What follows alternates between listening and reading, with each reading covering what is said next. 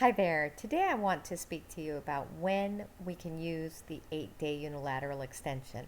Unfortunately, many think this is just a blanket extension, but that is not the case.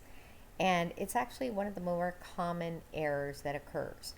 So, a unilateral extension can be used only once per transaction, so it could be either the buyer's agent or the seller's agent using it.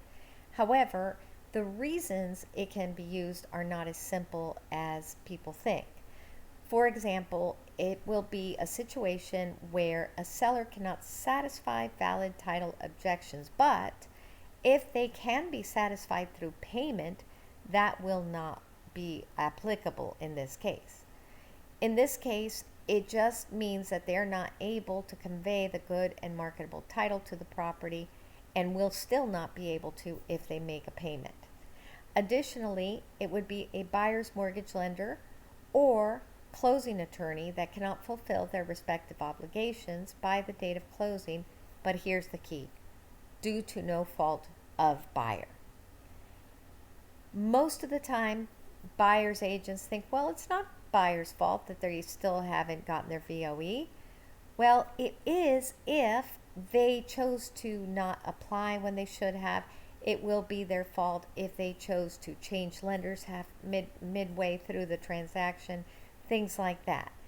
The more valuable reasons are, for example, and this has happened, where a loan officer's main office or processing office, there was a tornado that came through and wiped out the electricity or the internet and they couldn't work for a day or two.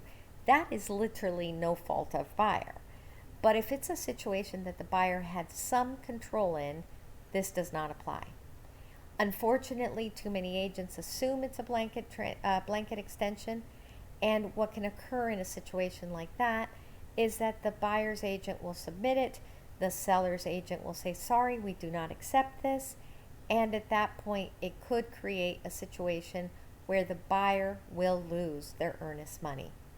Be very careful with how you promise the use of this form.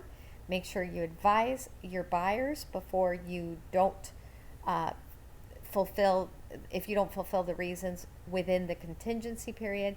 If they want to choose to continue on, make sure they understand the risks involved.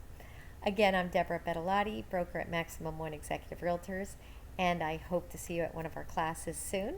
Any questions, please contact us at the number and website below. You have a great day.